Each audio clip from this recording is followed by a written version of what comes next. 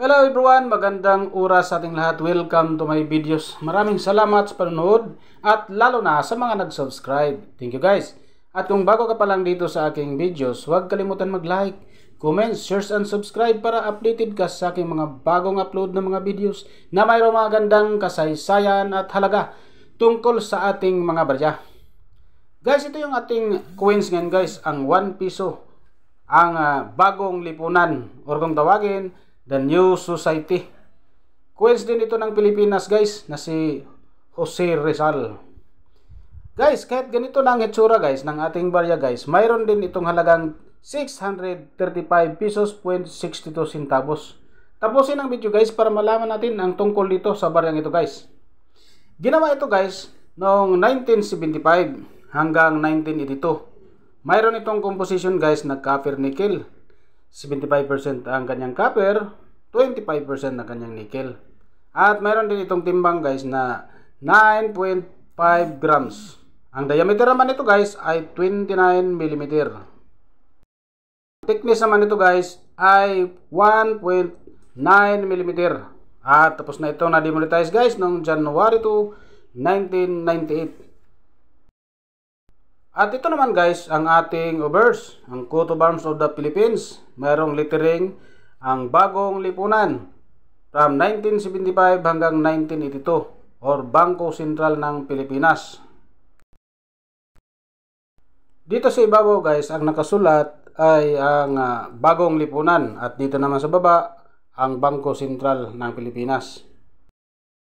Translation ito guys, The New Society, Central Bank of the Philippines. Ang gumawa nito guys ay si Thomas James Ferrell. At ito naman guys ang ating reverse, ang front right facing bust of Jose Rizal.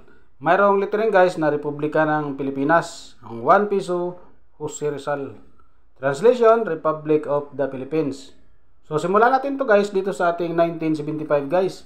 Mayroon itong 15% at mayroong ginawang 40 milyon kapiraso. So sobrang dami ang ating 1975 guys.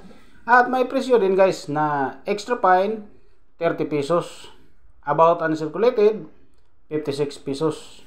Uncirculated condition 85 pesos. Dito naman tayo guys sa ating 1976 guys. Mayroon itong ginawang 30 milyon kapiraso guys. At mayroong 31%. 31% guys sa circulation. Mayroong 33 pesos guys sa about uncirculated. At 66 pesos ang kanyang uncirculated condition. Sa ating year 1977 guys ay mayroong ginawang 14,771,000 kapiraso. At 18% naman ang kanyang nasa circulation guys.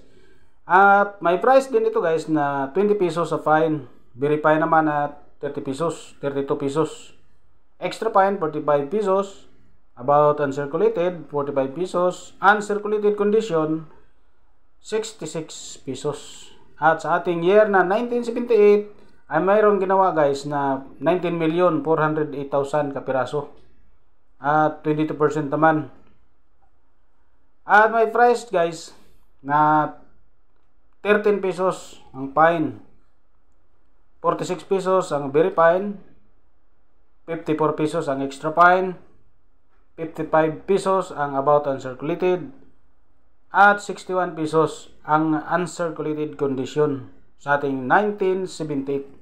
Dito naman tayo guys sa ating 1979, mayroon itong ginawa guys na 321,000 kapiraso. So napakakunti lang guys ang ating 1979.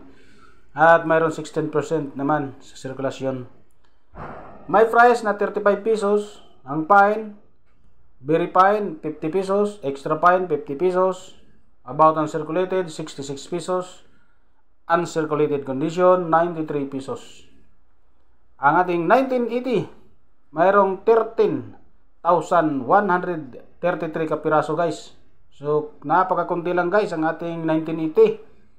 0.8% lamang ito sa ating circulation guys. May price guys na 120 pesos.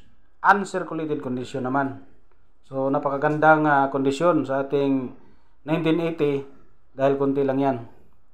Itiwan natin guys ay mayroong ginawang 7,944,000 ka piraso guys. 25% naman ang kanyang frequency.